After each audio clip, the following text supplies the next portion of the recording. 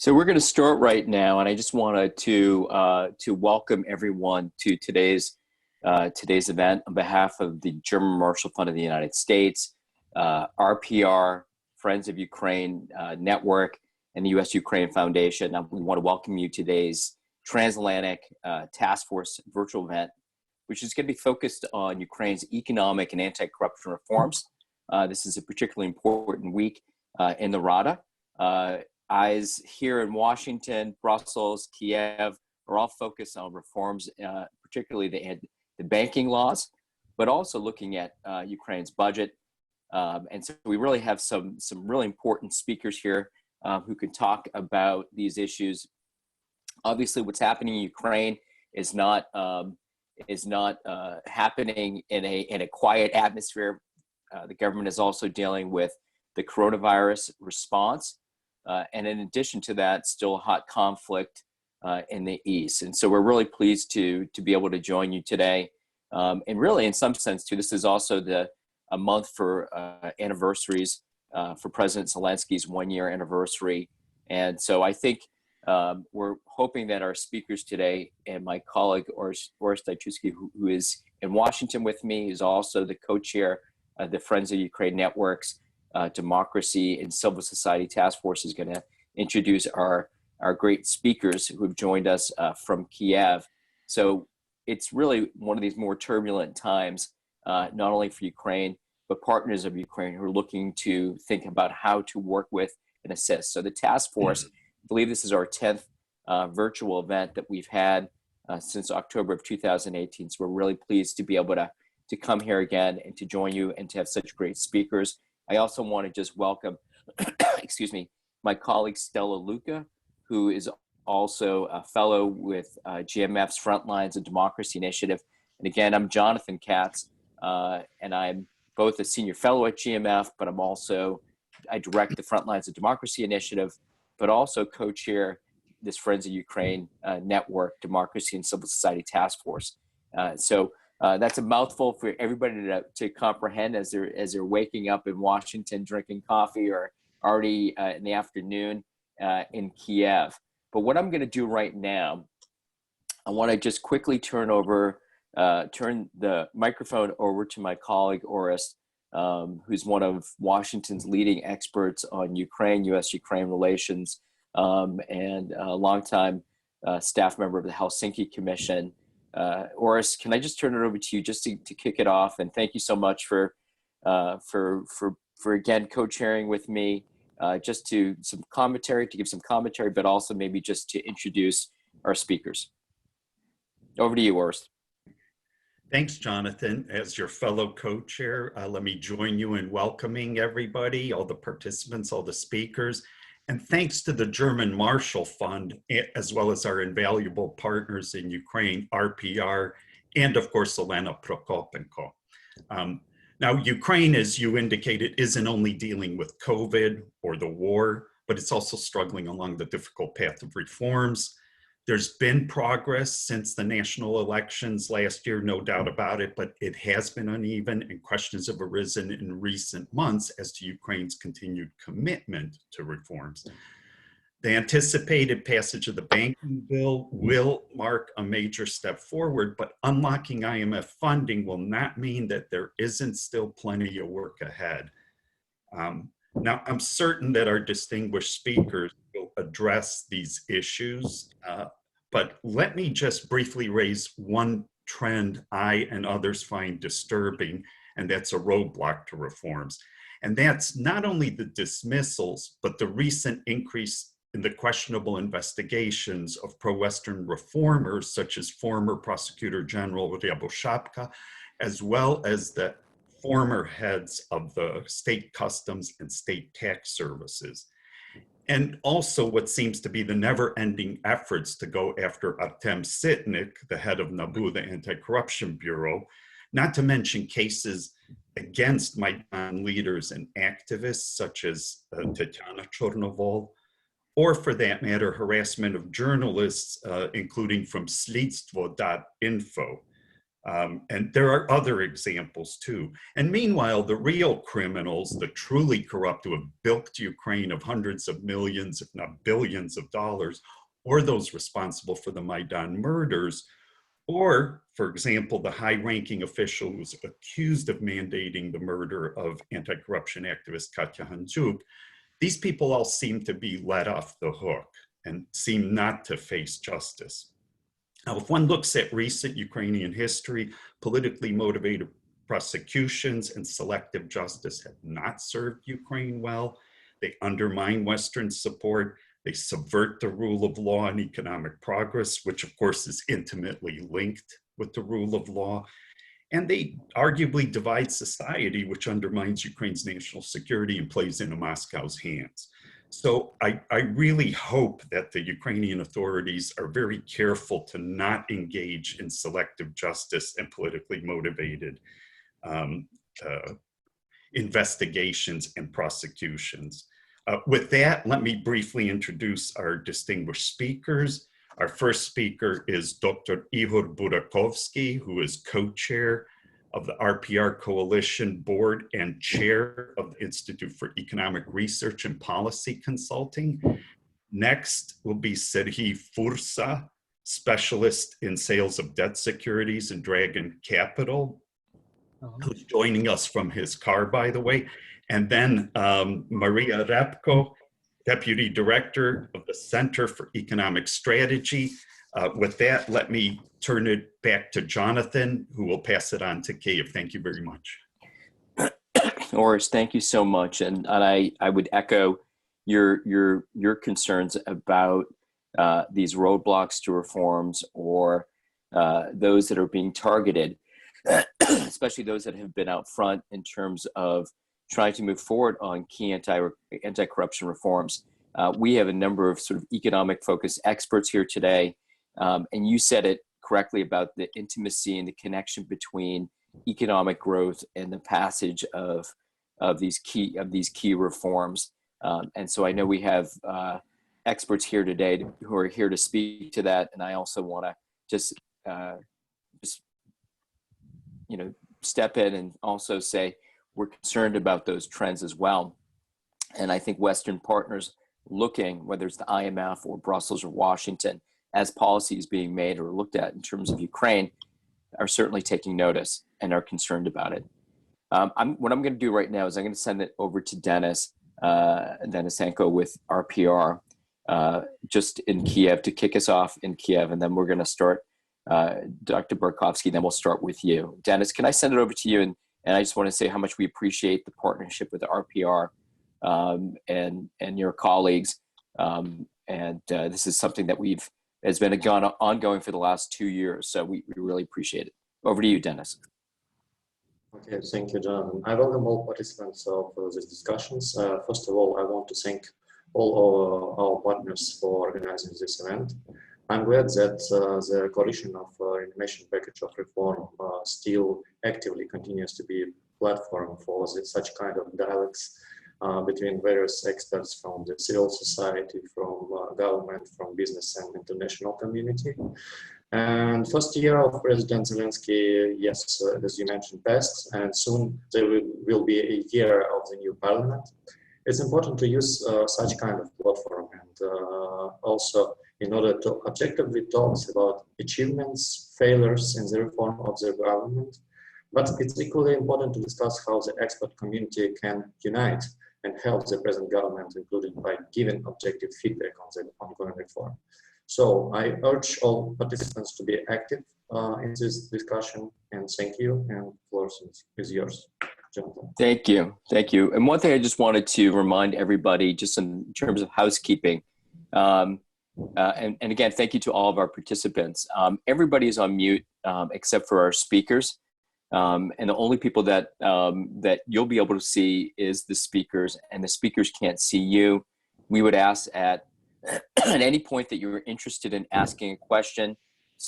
All of you are experts at Zoom by now, but please go to the top of the Zoom page and you'll see a Q&A button, and feel free, even as we begin to ask these questions, because we really welcome them. And I'll remind you as we go forward just to just to do so.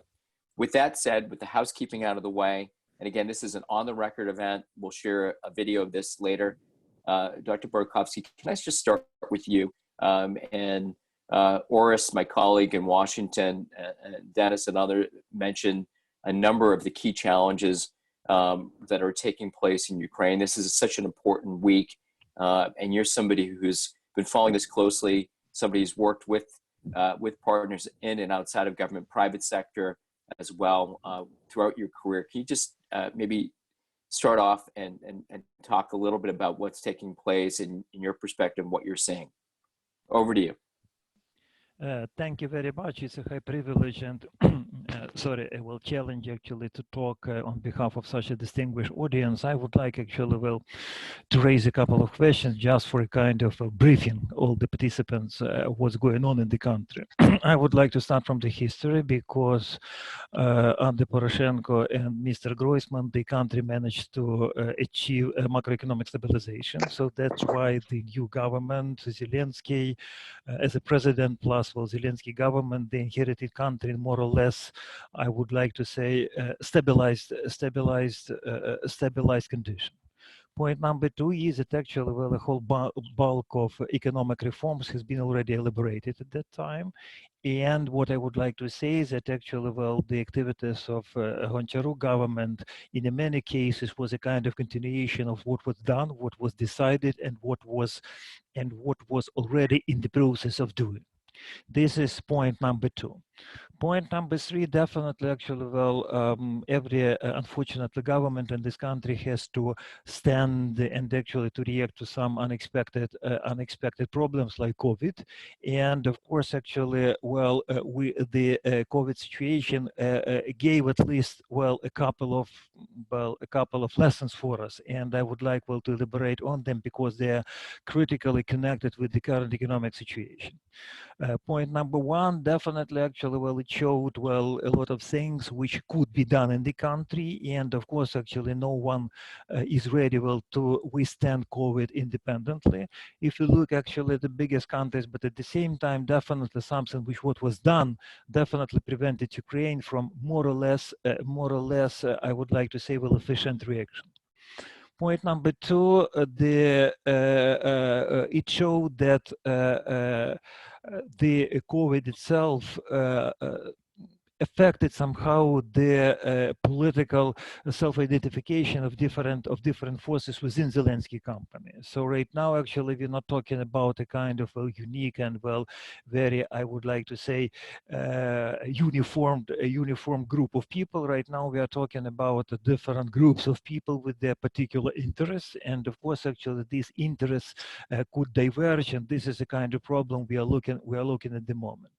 From the other side, definitely there is a kind of understanding that without the large-scale support from the side of international community, and first of all, International Monetary Fund, it would be really difficult first again to stabilize country, and then actually to move further on. So the problem right now is actually about the initial benchmark of our stabilization. As you probably know, there is a number of macroeconomic forecasts. According to International Monetary Fund, Ukrainian economy will drop by 7.7%. According to the calculations of our institutions, it would be something about 6%. Both figures are quite high for the countries like Ukraine. But at the same time, if we look at the figures and predictions of International Monetary Fund, so they expect in year 2021 a slight growth, approximately 3.6%. So it means that we could hope, again, I would like to say, we could hope for a kind of a V-type economic recovery. Whether it will take place or not, it requires a special discussion. On the economic side, actually, the country, in order to move towards closer to the agreement with the International Monetary Fund, the country finally managed to adopt the law on the privatization of agricultural land. From my point of view, this is a kind of a historical decision, but again, actually, it's not enough. We need also to adopt a couple of other legislative acts, a lot of sub-legislative issues, because one law is not enough. But again, from the other side, currently I'm noticing quite a worrying actually trend in the country that discussing the problems, and sometimes we'll properly discussing the problems originated from COVID pandemic. Well, there is a number of attempts of different political forces to revise what was done, to revise the reforms which were already launched, and actually, well, to blame the reforms and to blame the previous, well, political forces for the I would like to say not very much efficient reaction towards well COVID. And this is something which is a very well dangerous situation, because again, well, we are in danger, well, to play traditional Ukrainian game. Every new government, every new political force would like, well, to start from the new page. And well, right now at the moment, what's really important, well, definitely to revise some things, but again, actually we need, well, to continue what was already launched. And my final statement is that, well, definitely at the moment, well, Ukraine has no enough resources actually to support Ukrainian economy, to support, well, those people who already lost a lot of things due to COVID pandemic. So that's, again, we are coming back, well, to the issues of the institutional capacity of the government, how to identify the priorities, what principles of the support and what principles of the economic policy should be, what could be postponed until actually good times, and what is to be done in order, well, not to backtrack from what was done right now. And again, actually, unfortunately, we see that, well, some, I would like to say, things done in order to economically prevent corruption, well, unfortunately, well, they're not disappearing, but well, they're weak right now. And in this case, again, actually, we need, well, not only, well, to see in front of us what to do, well, further on, but we need actually, well, to defend the reform stance. We need actually, well, to rearrange somehow maybe, well, the civil society support towards reforms. And what we need, well, we need actually, you know, well, to take, well, the proper lessons, not the political lessons from what we are seeing right now, but the proper economic lessons, how to move in order, well, to make the country stronger. But of course, again, right now, when we are talking about the reforms, well, the first word belongs not to the economists, not to the specialists in debt service, etc., etc. It belongs actually, well, to medical people. So that's why there is a kind of question how to combine economic policy with COVID pandemic. And again, actually, there is a lot of medical issues, and without proper answer to these medical issues, it's really difficult to say how should we act, well, in economic terms. Because again, I would like to say that crisis what we have was not generated by the problems in economic policy making. It's a kind of a natural disaster, and every natural disaster has its own specific economic and social consequences. Thank you very much. Thank you. Thank you for that. And I think you're sort of hit on an issue that I think has been a challenge for countries globally. Is I think we don't have a clear picture of what completely comes next with the COVID-19 crisis economically. And I'm glad that you raised a couple of things. One, the economic forecast, where you're going to see negative growth, and that this is just not only in Ukraine. And I think it's really maybe harder to predict economically right now, as we're seeing in Washington, what are the next steps without a real full response on the medical side. And this is over an extended period, whether we have 1 or 2 or 3 waves of the coronavirus, and whether or not there'll be a vaccine at some point in the future. So I think it's really important to know that there's a huge stress on government, on populations, on society, on individuals. And I wanted to maybe just, we're going to turn to Serhiy next, just to talk about how, you mentioned the IMF package, the importance that at this point in time, Ukraine needs to have external partners economically to get through this period. And you mentioned land privatization and reforms that, that still need to be implemented, that will take some time to implement, but also we have the banking law that Oris mentioned. And so, Serhiy, can I just turn it over to you from the private sector perspective? Maybe talk about, if you can, about picking up where Dr. Burakovskyi left off in terms of what's needed, what's unknown. It's true that before this crisis hit, that Ukraine's economy seemed to be in a much stronger position. Over many years, it's true, there was macroeconomic stabilization. It looked like, there had been, if you're looking at a glass half full, reforms were being implemented or put in place. And then there were steps backwards, steps forward, steps backwards with the previous government and with this government too, which seems to have, in some sense, a similar pattern and still faces many of these difficulties. So Serhiy, can I just turn it over to you? And again, we appreciate that you could join us. And I know you're not in your office today, so we doubly appreciate you taking time out of your busy day to be here. So can we turn it over to you right now, just to build on what Dr. Burakovskyi said, but also from the private sector perspective, what you see happening. And of course, COVID is wreaking havoc globally, economically. And I still think that there are still unknowns about how the economics of this are going to play out that all countries are going to be dealing with. So over to you. Hello, everybody. Sorry about my view. I'm not a person who's scared to show my face to everybody. It just happens. Coming back to what we start for, banking law and the COVID, maybe I would tell something very cynic, but only due to situation with COVID, we're now ready to implement this banking law. I would tell you with a probability of 99%. In case we wouldn't have a coronavirus crisis, we never would adopt this legislation in Ukrainian parliament. At the beginning of this year, we see some huge revision of what happens in Ukraine, because previous 5 years, year and a half, maybe 5 or 6 years, we could tell you that, okay, Ukraine is moving towards reform in the right direction, but with very, very low speed.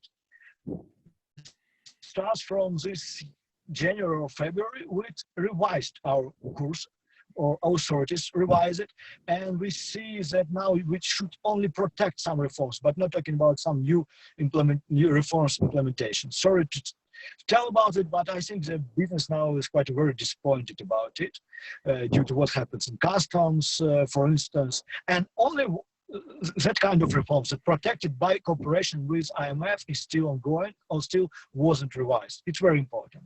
And at the beginning of the year in January, we heard a lot of gossips talking around, like Ukrainian oligarchs, that people on Pecherovsk Hills, people in president administration now believe that they do not need IMF support. That market could buy whatever they're gonna sell, it Eurobonds or local debt, and they do not need these reforms. They do not need IMF. And only thanks to coronavirus crisis, now we see implementation of the banking law. Coming back to the business side of, for instance, land reform, we have seen it was implemented in such limited version, in such limited option. So we do not expect any effect on economy in the next 5 years or 4 years, for instance. And from my side, would compare it with the situation which happens privatization early 90s, because on the paper, privatization was huge, great reforms that, for instance, compared to Poland, could push Ukraine to a market situation, push to Europe. But it happens in a way that we just have seen oligarchs in Ukraine. Now the same situation was with land reform laws that now come to the end of the day with no real reform in it. Yes, we refuse from moratorium, but it's only one good thing from this land reform. So from the business side, we see revision of huge number of reforms. We do not see any desire from people in the presidential office and in the cabinet of ministers to do some reforms. And even people who come to the cabinet of ministers, to the government from business side, like for instance, new Minister of Economy Petr start his day in the office from what? From revision ProZorro reform, for instance. So we're quite very skeptical about situation for next year. Yes, we're under umbrella of IMF cooperation. Till Ukrainian government need IMF cooperation.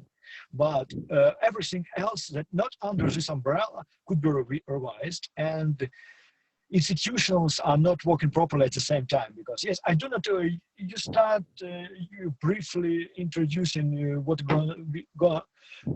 happens in Ukraine about some things that change. That now activists of Maidan, for instance, under danger. But I do not expect anybody else going to be in the court and activists of Maidan too, because there is no institutional capacities in Ukrainian authorities to implement any decisions they want to implement. But what they could do to revise reforms and to come back to the situation before Maidan. I think for a business side, it's now the hugest risks. And why this risk is huge? Because all reforms that was done for the last 6 years was done due to support and due to push of our Western partners. It wasn't the reforms that come from the society and civil society pushed or it was IMF who forced it. And now it's very easy to make a revision of any reform, because people in Ukraine, society of Ukraine, do not understand how important reforms were done. And that's make us again skeptical. But what good things we could add maybe is that yes, due to all these reforms, due to banking sector reform, first of all, banking sector reform, we're now in a much better condition than we was in 2008, previous year of start of Great Recession. That's why this global crisis could not beat Ukraine as much as it was beaten in 2008, 2009, and it may be a good side. And coming back to the banking law, I think 99% it's going to be implemented next week. But again, I would say 100%, the number of MPs would go to the Constitutional Court and will try to get a decision that this law is unconstitutional. And when we're talking about constitutional law in Ukraine, Constitutional Court in Ukraine, when they make a decision, again, it's not a Constitutional Court of France or Constitutional Court of Germany. It's a Constitutional Court. It's fully depends from political will. And to be honest, I'm not sure that political will be to protect this law when we do not need such IMF support as we need it now. Maybe that's all. Sorry about some some very skeptical points. Thank you. Did you want to add anything else? Sorry. No, okay. I think it's all. Great. I just wanted to thank you so much. And I think your points on being skeptical or concerned about what comes after the passage of a law, including implementation of laws. We've seen in the past plenty of laws passed in Ukraine where you have the law passed and then the macroeconomic support comes and then the implementation of the reform doesn't happen. So next I'm going to turn it over to Maria.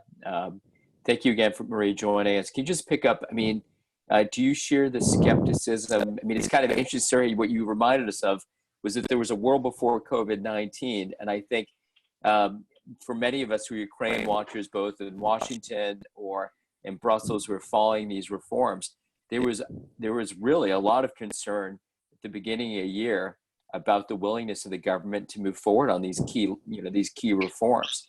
And I think what you're, sort of rightfully said too, which I think I share too, which is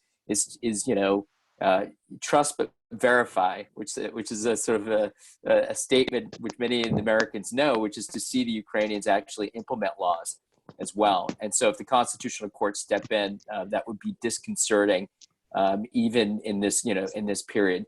Maria, can I turn it over to you, just picking up on sort of the last commentary, how you view in terms of the banking law and its sort of timing, which it sounds very, likely now that this is going to happen.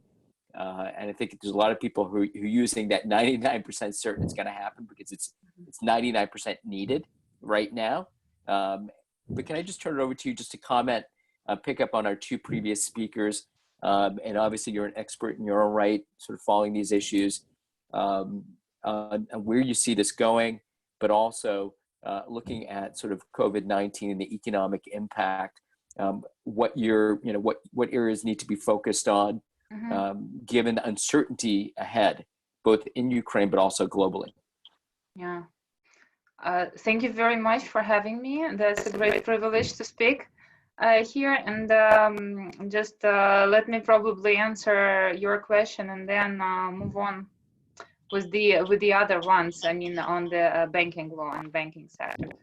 First, I do believe that this law would be passed in Parliament because the IMF and the other institutional lenders, they have a very big leverage over Ukrainian government now, because the funding gap is huge this year. The budget was passed with a 7.5% of GDP budget gap. This means that Ukraine, and coupled with the international markets closed for new issues, it means that Ukraine has to find somehow about $20 billion to fund this budget gap and to repay the amount of money to lenders. I mean, to redeem the Euro bonds, to repay to bilateral creditors and to the international organizations. So the IMF definitely has leverage here. So that is why the banking law, it was worked over during the parliamentary committee meetings. And at first it has something like 16,000, the draft law has 16,000 pravki, how do I say this? The corrections, amendments. Amendments. Yeah, amendments.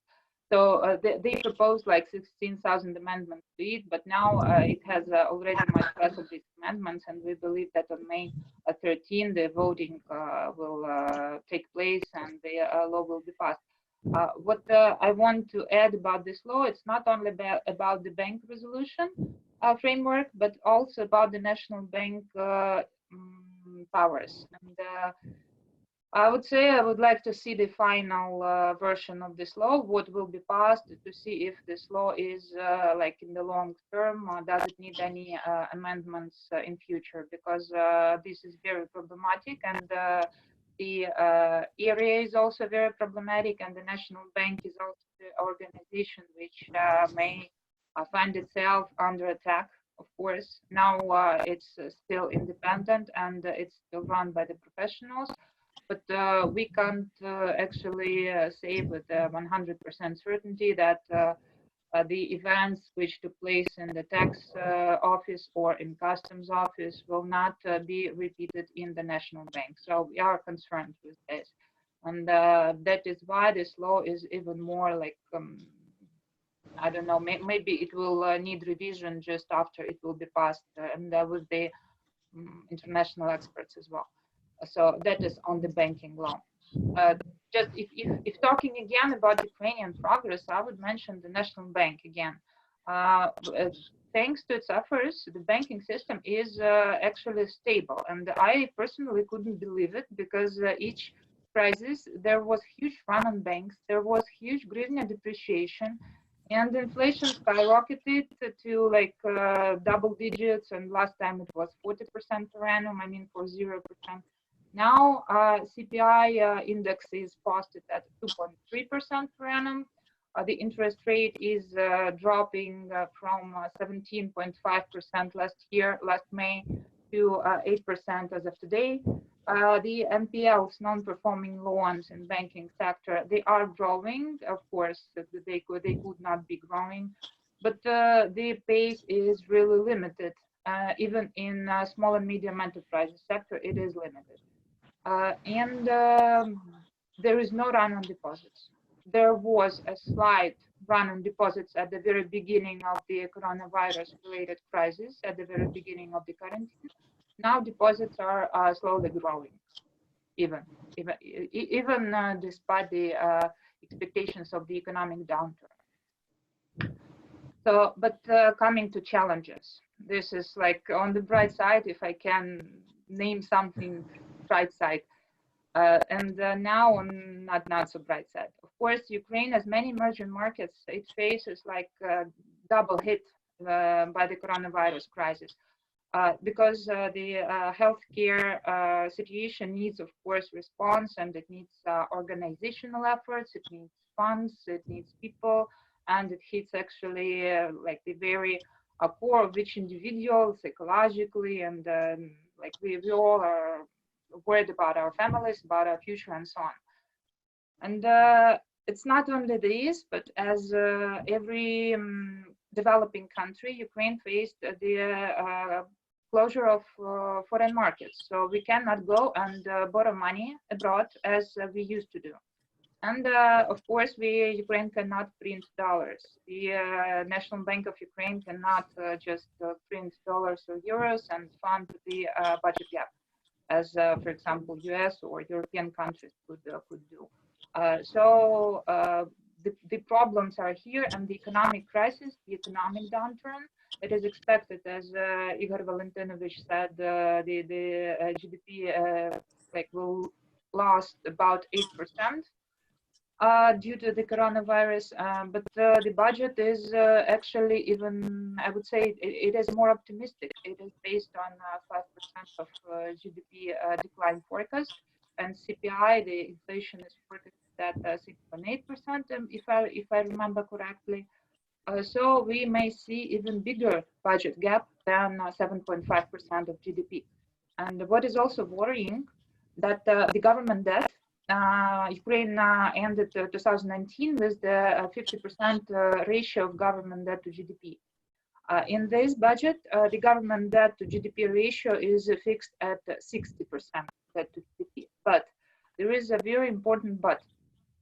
The debt which is guaranteed by the government is now unlimited. So there is no fiscal limit, fiscal ceiling to this guaranteed debt.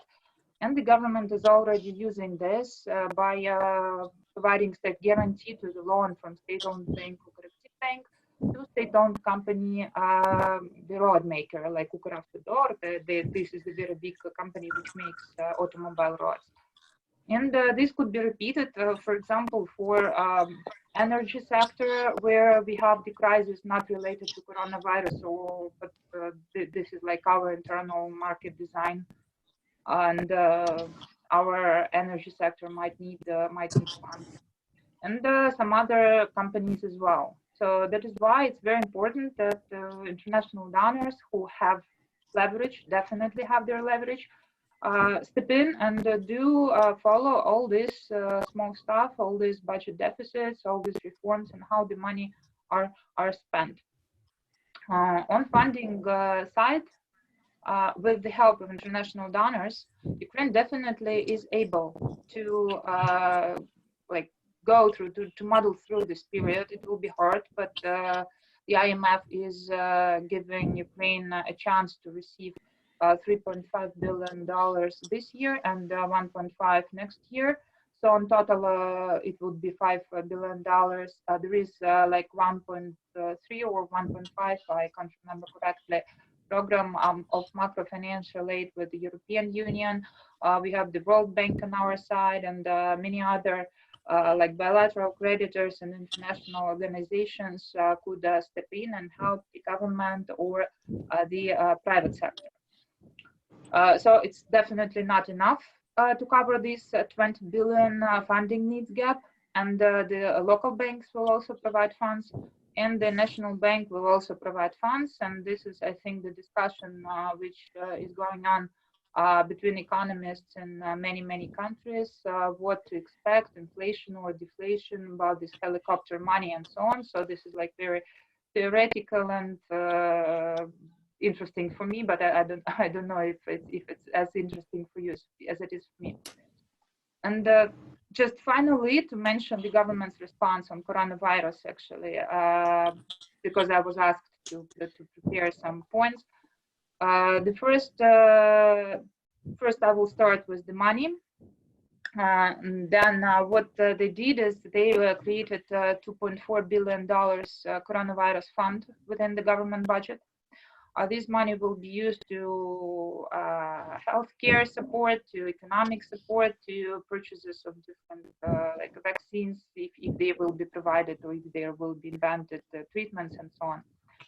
Then it's 3 times salary increase for all medical workers who are involved into treatment coronavirus. In Ukraine, doctors and nurses get really low salaries. That is why this triple salary is huge for them. Then temporary unemployed workers or those who are on idle vacations, like their company stopped because of coronavirus and they are not fired but still have nothing to do. So they will receive 2/3 of their salary from the budget, but within the limit of the minimum wage, which is currently like $176. Then small and medium enterprise taxation was relaxed because they increased the threshold for a simplified taxation scheme. And the inspections were delayed, the penalties and so on and so forth. So they tried to do it like organizationally easier for small and medium enterprises to go through this crisis. And of course, there were actions like simplifying distance jobs, distance education. For example, our kids in schools, they are learning now watching TV lessons. And you can do distance relations with your officials or even do distance proceedings in courts. And this is not final. In some weeks, I believe we will see the next package of the government aid, and it will include some other things to help the economy.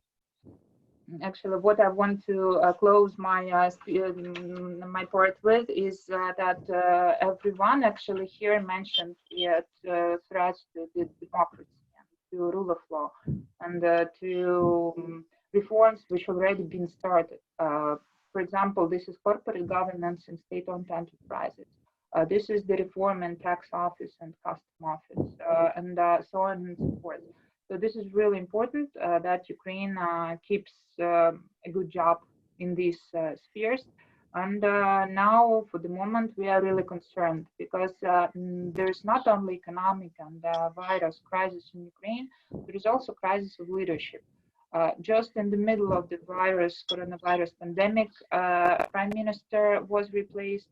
Minister of Finance was replaced 3 times, like it's the 3rd Minister of Finance in 1 month. There was in March the period of this, and Healthcare Minister, we also saw 3 healthcare ministers replacing each other during 1 month, and the head of the presidential administration and so on. So we are like very concerned about the institutional capacity of the government to provide all what is necessary. And that is why technical support, however it might be hard for donors, I do hope that the missions will stay in place, even in tax office where the head was replaced or custom office, because it's very important to keep these reforms and to keep on track. Thank you very much. Thank you. And that last point is really important. It was already mentioned earlier by one of the speakers, the lack of institutional capacity to carry out reforms right now. And so the technical support would seem to be critical right now. And thank you for touching on sort of SME support, support going to medical workers as well. And I know that there were some questions that came in earlier before the event too as well. And one thing you touched on is whether or not the macro support sort of question, and I'm going to hand it over to Stela in 1 second, whether it's large enough, for Ukraine and Ukraine's needs. I think that's the question. What will the government use the macroeconomic support for exactly? Which I think is a very good point, which I think there's a growing concern that the macro support going out, I think there's a sprint to get resources out so economies don't collapse, or there's immediate needs met, but the issue of transparency of the money, of how it's going to be used, and the accounting of that over a long time could have a real impact on whether you see multilateral donors willing to contribute. So it's good that you raised the World Bank, the EU, and others, the importance of them being on the ground and continuing to engage in the reform process as it moves forward. But one thing I learned in sort of this process of macro support, it has to be the willingness of the government and civil society and population to really move these reforms forward. So I hope that even in this distracted moment that that you guys continue to play that key role. Stella, can I just turn it over to you to kick off the Q&A?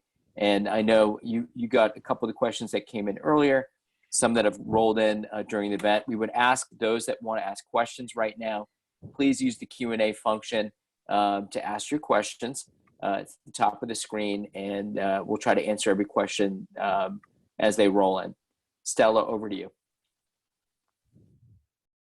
Thank you. I want to really thank our distinguished speakers. Very interesting points that you all have made and raised.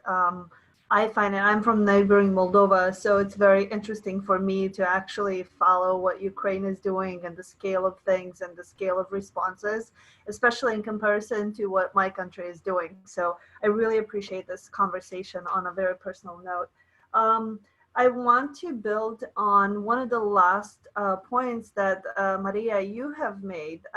It ties very well with a question that we have received earlier, and that relates to the what you have called as a leadership crisis or a institutional capacity gap. Let's say that with the most recent government reshuffling, especially in the context of coronavirus and the other challenges that Ukraine is facing. And I would like to ask the questions to both the Ukraine side, but to you, Orest, as well. How is it seen from this side of the Atlantic, I guess? All these reshuffles, what are their longer term impact on the reform agenda? Is there still this strong commitment or some commitment to the reforms? And then are the people that have been replaced, like the new people holding the new positions, are they really reform oriented? Are they really the best, the most appropriate ones to be appointed in those positions, and not necessarily just short term to address the challenges of the pandemic, but rather longer term reform oriented?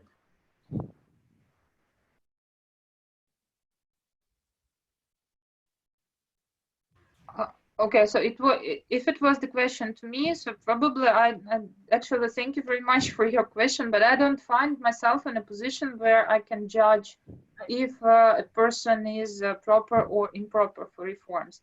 I think I will follow very closely every legislation act and every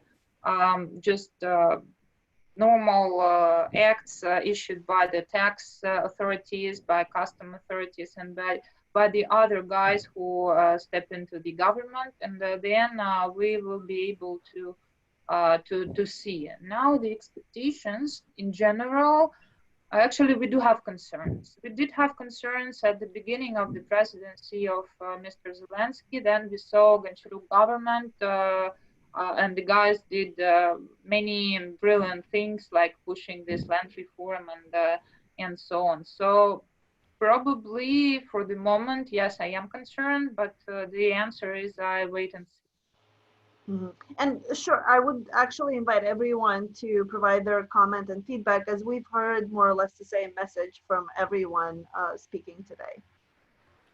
Let me intervene. Hello. Yes, please. Yeah, actually, I would like to continue the answer of Maria. Well, right now, the problem is that actually a lot of people already appointed to different political and non-political governmental posts, actually, well, they're quite new. In terms, well, lots of them, they do not have a kind of, well, more or less long, well, political history. So that's why it's really difficult to say whether they're politically able, actually, well, to do politics, let's put it in such a way, or actually, well, they are good, well, in technical sense, but for them it would be really difficult to manage the art of state management. So in this particular case, actually, well, I do agree with Maria that we need actually, well, to follow, well, the content of the documents. We need actually, well, to follow the content of the discussions. And of course, actually, well, the other point is actually we need to understand pretty well how the policy making process is really taking place in Ukraine. And this is a very novel, good question, because officially we have National Bank, we have the President, Mr. Zelenskyy, we have the Parliament, we have the Cabinet of Ministers. But at the same time, well, we have already established a very difficult web and very, I would like to say, well, non-transparent web of relations at different levels among different people. So that's why it's really difficult to predict how this or that particular decision is taken. From the other side, actually, well, this particular situation has one positive point in a way that still we have the majority, which is more or less controlled by the president. And actually, under good scenario, definitely this majority could do a lot of good things. But from the other side, as I already said, actually, it's more and more difficult for the president to control his majority. And of course, right now we see that actually it's not a majority, it's a kind of, well, amalgamation of different groups with different interests. And actually, well, right now, well, the president actually is doing more or less the same what was done by President Poroshenko. In order to pass through the parliament the necessary decisions, he had to communicate not only with his own political party, so to say, but also actually, well, to find allies, to find, well, supporters from the different political blocs. And right now, actually, well, we see, well, the very start of this particular process in the parliament as well.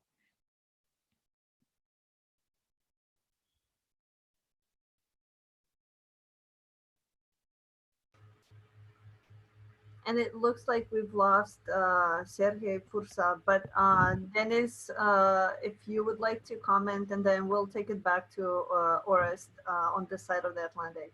And I'd like to jump into on that as well. If I could join Orest just on the response back to that too. Thanks.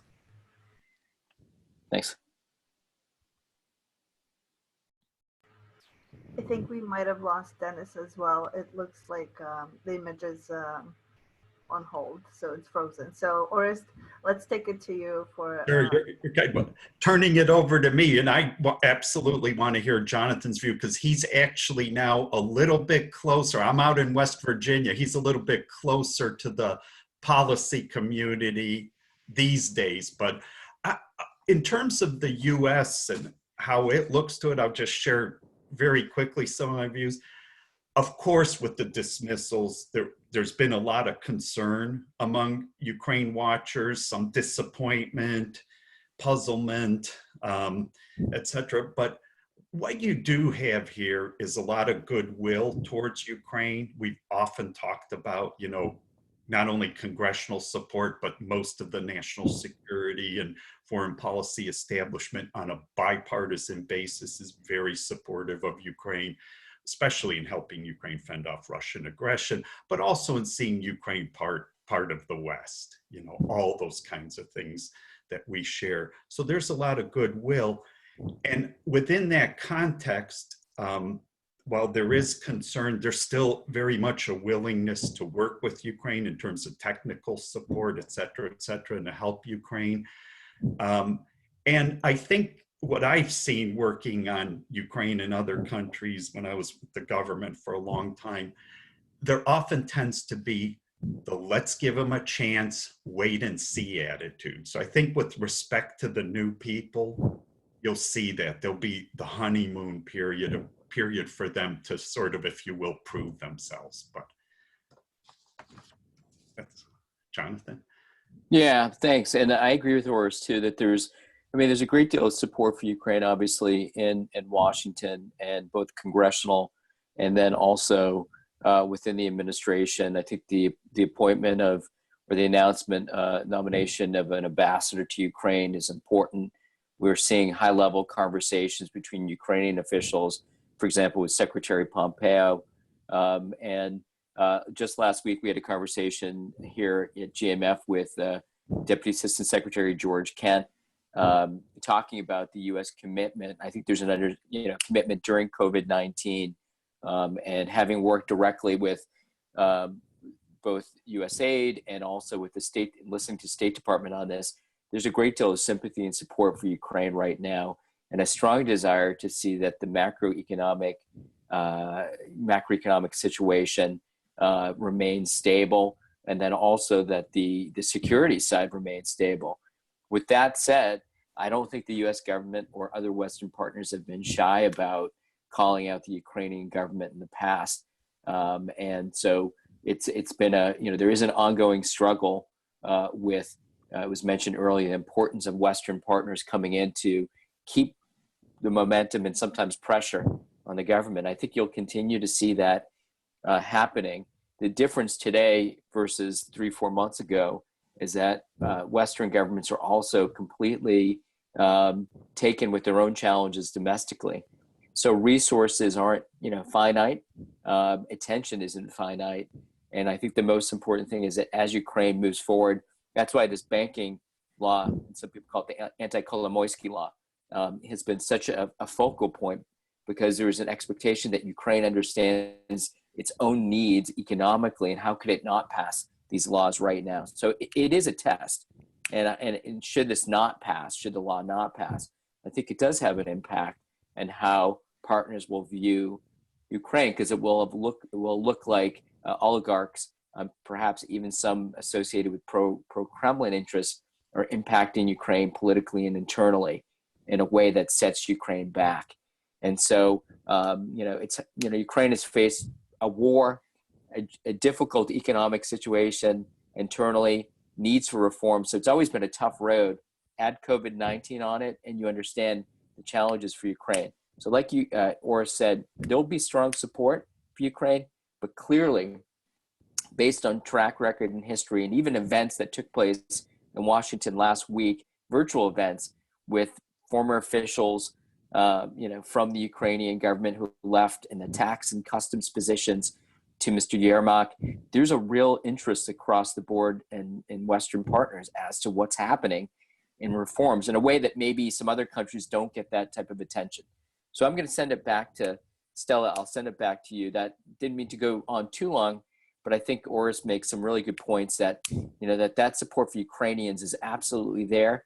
But people are really carefully watching these laws in a way that few other countries get this type of attention in Washington. Back to you, Stella. Well, along with this, I think we're going to be switching back and forth with general questions related to reform and where Ukraine is going towards, but also very specific IMF-related COVID addressing a situation as well. So following up on that, about is there a fatigue, or is there never-ending support for Ukraine, both like around the world or with the big institutions? Someone is asking about the shift from EFF to SBA on the IMF loan. Is it purely economically motivated, or is it somehow an element of IMF fatigue with Ukraine's reform progress and process? And also, there is an additional question from someone in some of the participants that, let me just find it. That is basically, it touches on the previous IMF experience with loans to Ukraine and all the alleged corruption in spending those loans. So is there any concern, do you think, still valid around that? And I would like to ask Maria to maybe take a first shot at answering that, and then Mr. Burakovsky will get a few comments from you as well. Okay, so let me probably start with the second one. I think it's Brian's question on the spending of these funds. Now the situation is very different. Thanks to the efforts of Oksana Markarova team, there is the open budget stuff on the internet. Like, you can see where the money goes almost in the real time in each procurement of each governmental or budget organization spending. So it's actually much easier to see if the money is spent in some improper way. The question is in execution. I mean, in the rule of law execution, in punishment or in preventing the untargeted spending and so on. But what I would like also to say here, The untargeted or corrupted spending, it is like you can steal from profits, but you cannot steal from losses if losses are as huge as we have now. As of like for previous several months, Ukrainian budget received like 30 to 35% less budget income than it was in previous year. The coronavirus crisis and the quarantine, it hit the economy so hard, and that the custom office and the tax office, they just can't get enough money to pay the regular pensions and salaries to teachers, to doctors, and so on. But the spendings are growing, so you have to buy protective equipment, you have to buy this air ventilators and so on and so forth. So and the public is watching, and the accounting chamber is watching. So it's now much harder to steal from the IMF's money, and the IMF, I'm sure, will be watching as well. So going back to the question about the standby versus the IFF. The IFF, I think in recent 2 months, there was no EFF program signed with any country. And instead, the IMF gave like very rapid loans to address the coronavirus crisis, because now the period is so hard for everyone, or in terms of institutional capacity, organization, lack of funding, like in every possible way, that to discuss how to proceed with the land reform or how to sell like a big state-owned enterprises in privatization efforts is just not the time to discuss this. And there is no person who's available for such top-level negotiations. Everyone are really very busy with this coronavirus, how to help the business, how to implement the adaptive quarantine, and where to buy the tests for coronavirus, for example. So, and with all this government reshuffling as well. So I believe that this decision to jump to standby instead of the EFF, it's not actually really big trouble for Ukraine. And if you will look at Ukrainian Eurobonds performance, you will see that their prices are not reacting to this as as if it would be something negative. And what also worth mentioning that in the next 1.5 years, so till the end of 2021, Ukraine is likely to receive $5 billion under this or that program. So there is no difference in the amount of money which will be disbursed. Probably I've answered your question, I think.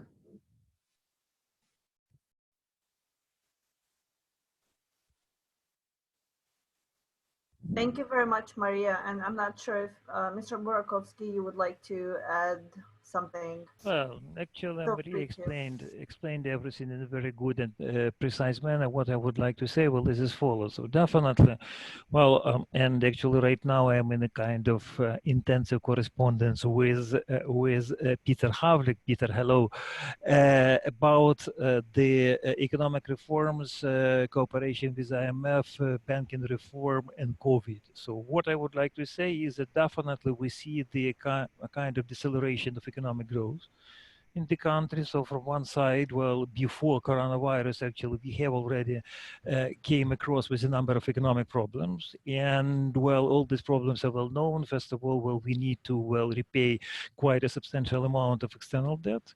It's point number one. And point number two, well, definitely actual situation changed, well, in international markets. Well, I'm talking about Ukrainian foreign trend. And well, another point is that actually, well, due to a number of circumstances, including well, the policy of the National Bank and well, the changes in international financial markets, actually, well, Ukrainian hryvnia strengthened somehow, and that's why due to depreciation of dollar and euro in Ukraine, actually we collected less revenues for the budget than it was planned.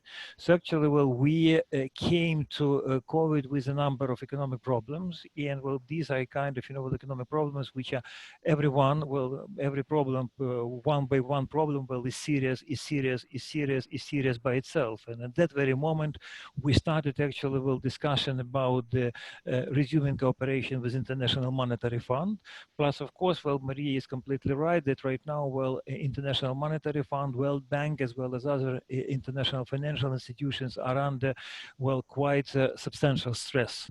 Well, a lot of money is necessary, well, to help the countries, not only Ukraine. Well, Ukraine, well, is, well, more or less, well, let's put it in such a way, well, is not, well, is not in such a poor condition as, well, the heavily indebted countries, but still, actually, well, we need some money. So actually, well, it's a very difficult discussion. From my point is that actually, well, at the moment, well, time matter.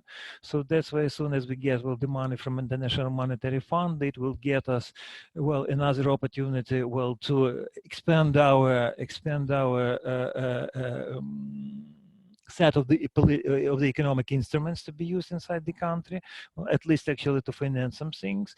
From the other side, well, definitely actually we know that, well, this money are closely connected with the microfinancial and some other types of financial assistance. So in this particular case, I think that, well, this money are very open, well, despite its name. And my last point is that, well, I do agree that in a certain case, actually, well, we saw different time periods of the, we saw different periods in the history of relations between International Monetary Fund and Ukraine.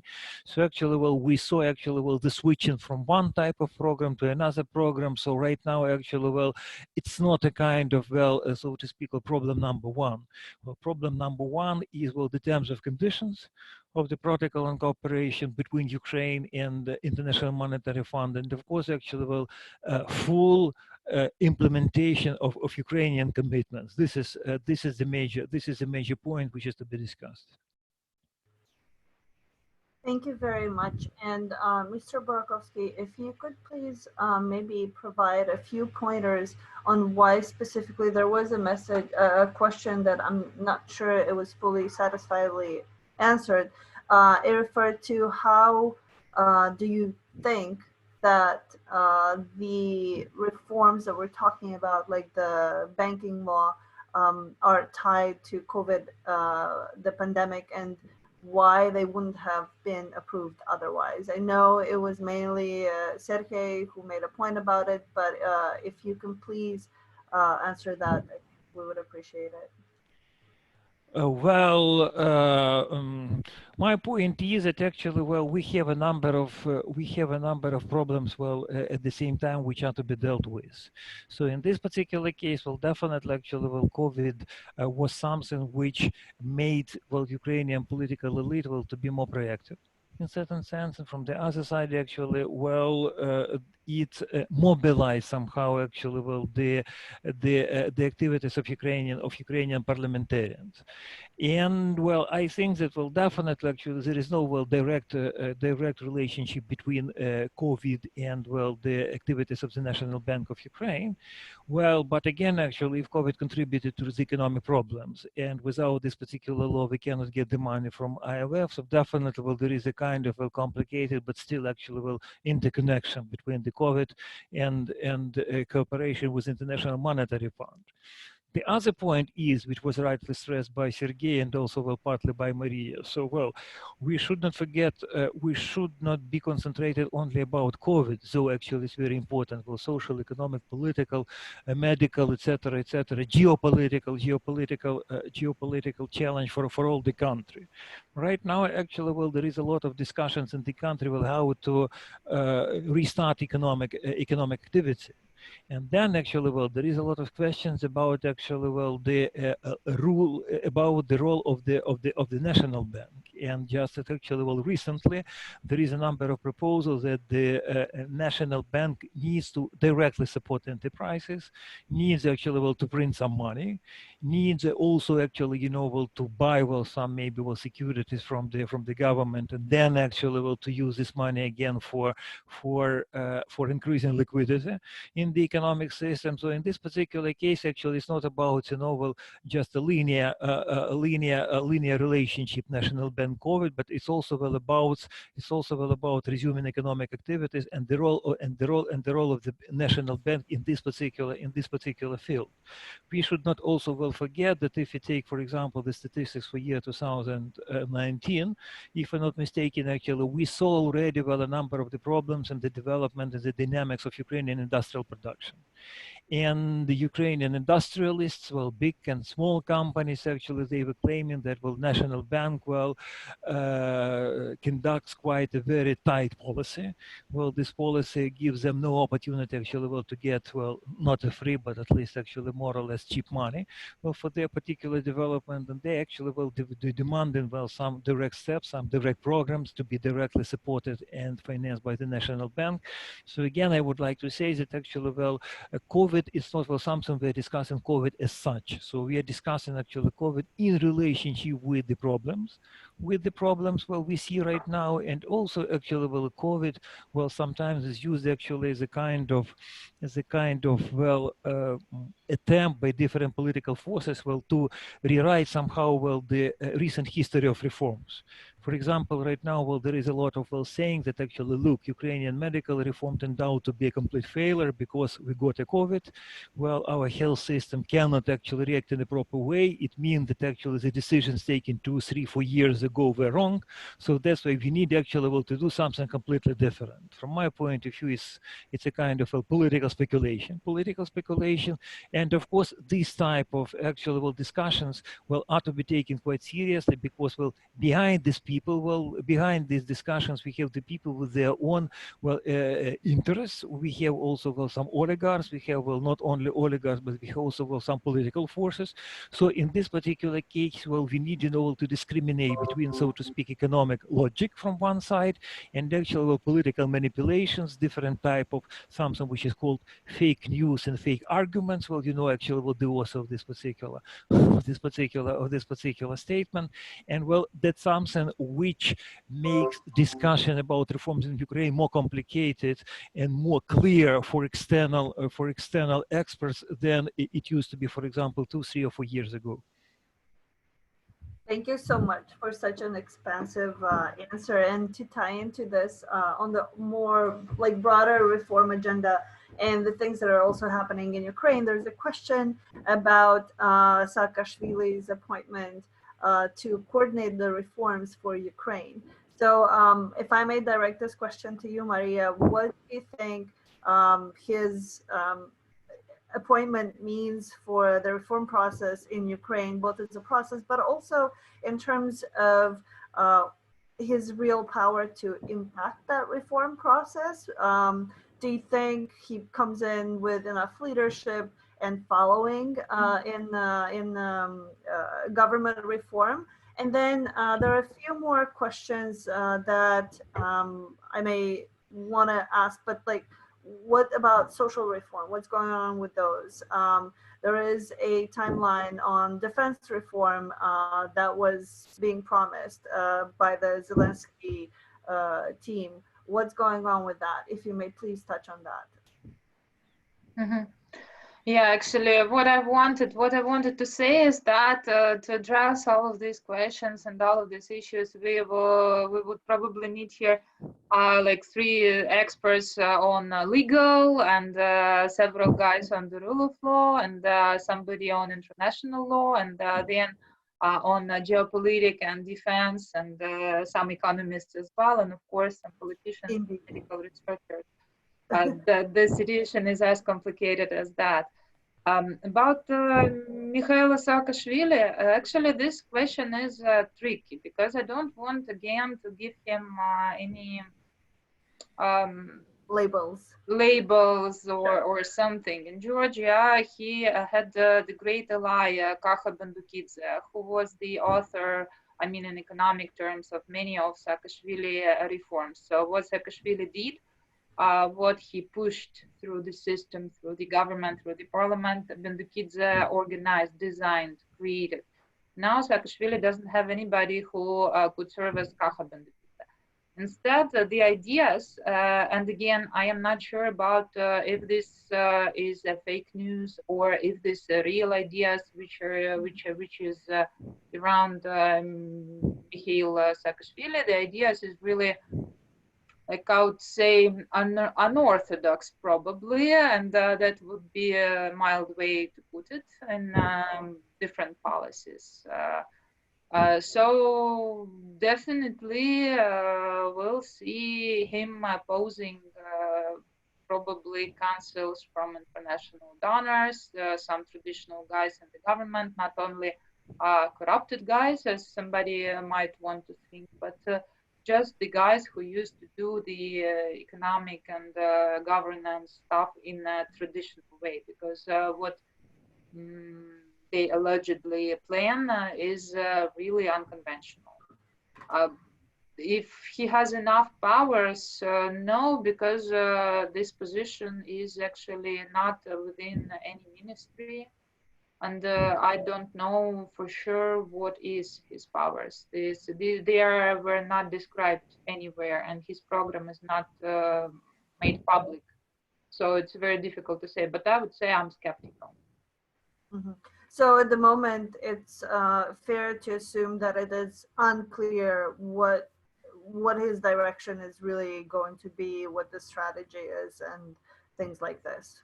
I would be looking at presidential office, the office of the president, and look what is going on there. So probably this is much better proxy to what will be happening in Verkhovna Rada, which is actually quite good now. I mean, in terms of passing the legislation, and I would say that this is better way to follow. Mm-hmm. And any thoughts on COVID and the economic decline resulting on the stability in the eastern part of Ukraine? Anything that either you, Ihor, or Maria would like to share with us? Excuse me, could you please actually repeat the question? It's about the impact of COVID on the eastern part of Ukraine, and how does that play economically in the area? Well, definitely. COVID affected practically all Ukrainian regions. So in this particular case, actually, no one is immune. And the problem is that definitely, in the eastern part of Ukraine, we have a kind of border with occupied territories, and this is a kind of huge problem actually for Ukraine. Because the movement is not stopped, is not isolated completely. So that's why actually we have a kind of island where actually no one knows what's going on in terms of coronavirus. Well, this is point number one. Point number two, definitely again, this is more from my point of view medical question than the economic one. So that's why we'll see and as soon as we get the statistics for the first quarter, as soon as we get the statistics for May and June, actually we could say more or less correctly in regional dimension actually what were the losses and what was the impact of coronavirus upon different regions. Mm-hmm.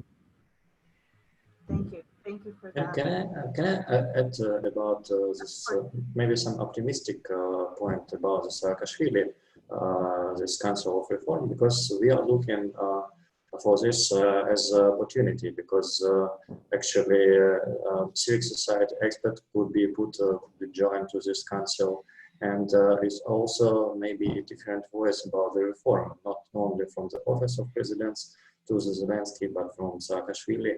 So let's look at this as an opportunity, not only with a skepsis, but also with some optimism. And it's important, it's crucially important to put actually civil society experts in this council, and maybe reanimate this council of reform. Thank you. That's actually very good to hear some optimistic views as well. And if I may ask one last question, at least on my behalf, and then turn back to Jonathan. In your opinions, and I'm asking all speakers to please address this, In your opinion, how do you think the President Zelenskyy has done for the last year? It's his anniversary. How would you score him on a 1 to 10? And what's his main downfall and the best thing that he has done while in office?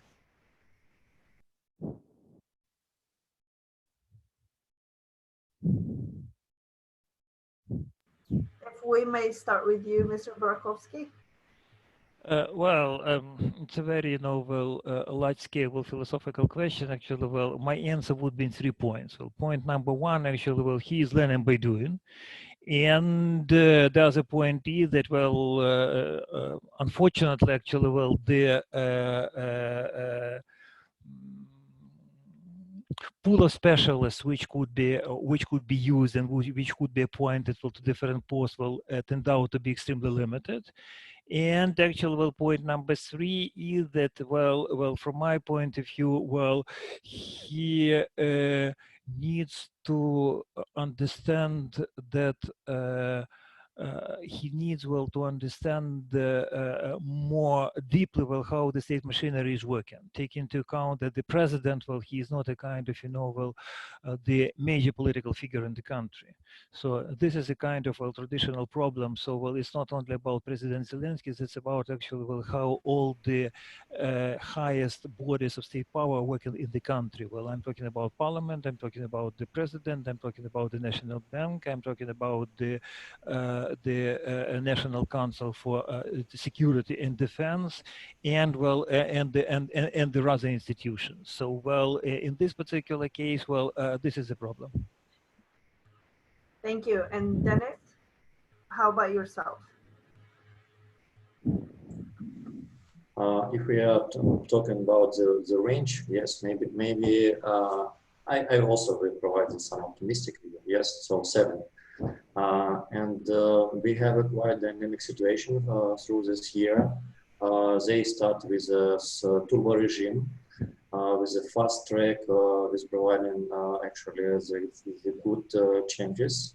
Now they may be quite slow. They have lots of, as Maria said, institutional gaps, leadership gaps. They change lots of team in Ministry of Health, and it's of course it's made maybe slow down and change the course of reforms.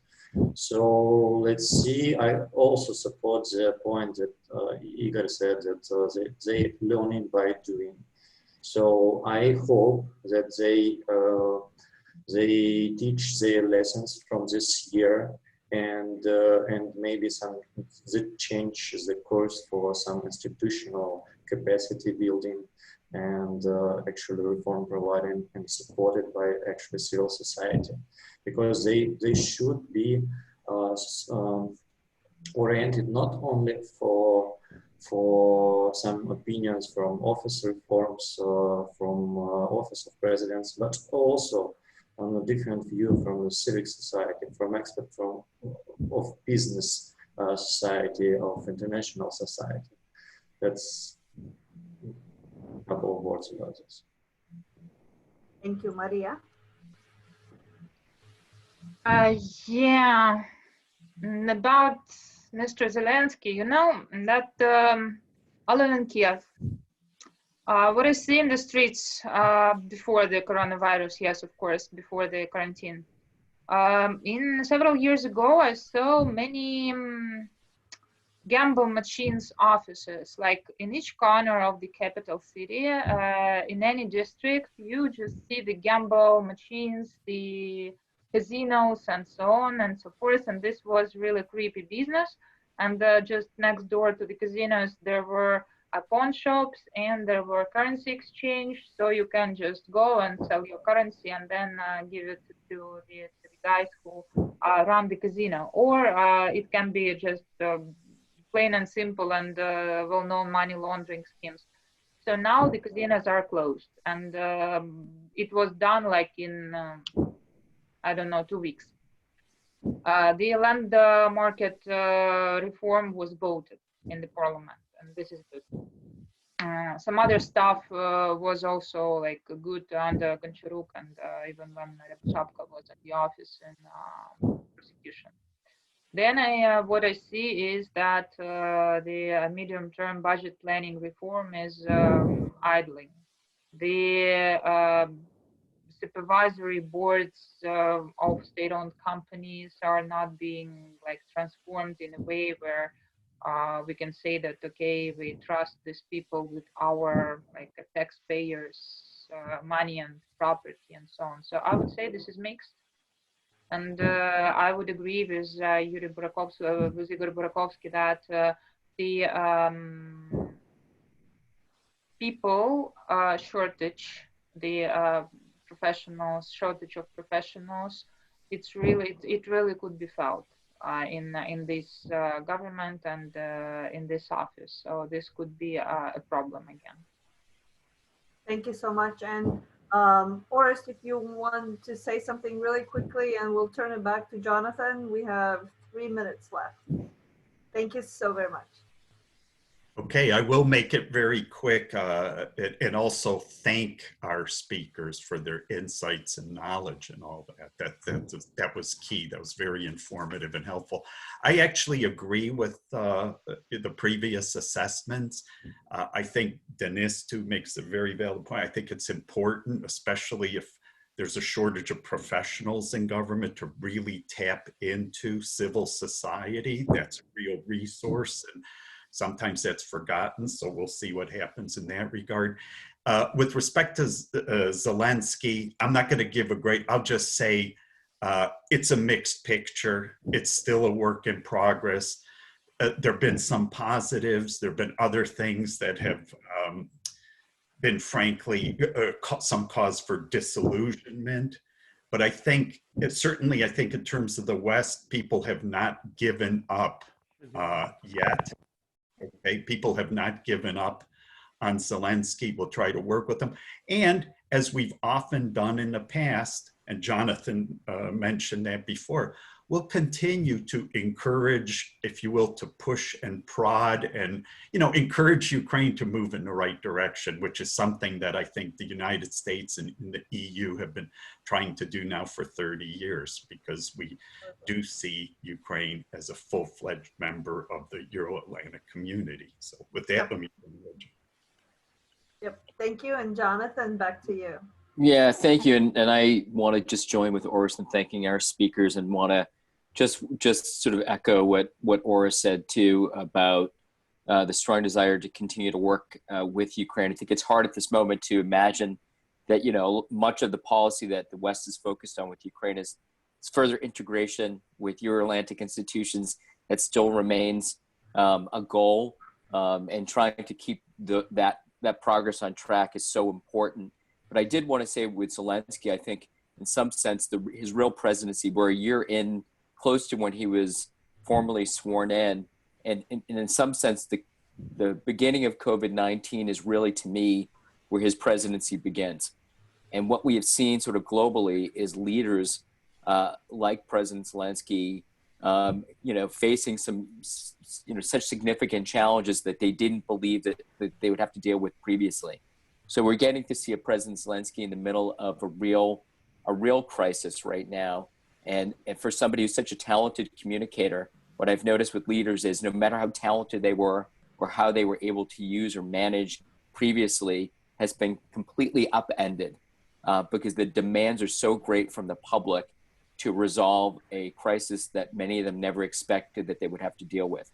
So I would say, yeah, you know, obviously it's a mixed bag, but I think we'll all be judging leaders from that COVID moment, that beginning, to how they respond after. And it's pretty clear from this conversation is that the coronavirus has had a dramatic impact on the leadership and the willingness to move forward on reforms in a way that they didn't previously. And the failure to do so on a number of fronts from now until, you know, when hopefully this is in retreat, is going to be the mark of the presidency. So Western leaders and others are ready to engage in the United States, but I think everybody's going to be watching, especially Ukrainian public, as is the American public or those that are in the EU, how their leaders are actually responding and the success that they have. And I think in some sense, excuse me, that will be the mark of President Zelenskyy. So I look at his presidency as really having really begun this past winter, given the challenges that he and his government are facing and the Ukrainian public are facing. So with that, I just want to thank our speakers again. Thank you so much for joining us. Incredibly informative. I want to also thank Orest, Stela, John Alexander, who is the tech wizard behind the event today. US-Ukraine Foundation, RPR, especially Dennis, thank you so much. It's always great to have you, Elena Prokopenko as well, and others that are working with us on the ground in Kiev to help put these events together. We look forward to our next task force event, which we hope to have soon. But again, just thank everybody. Thank you to our audience, those who participated virtually. And we will have a video of this shortly to send out to share with everyone after the event. And again, have a great morning and a great afternoon, depending where you are. Thank you so much. Thank you. Thank you. Thank you. Goodbye. Bye. Take care. Bye. Thank you. Bye. Thank you.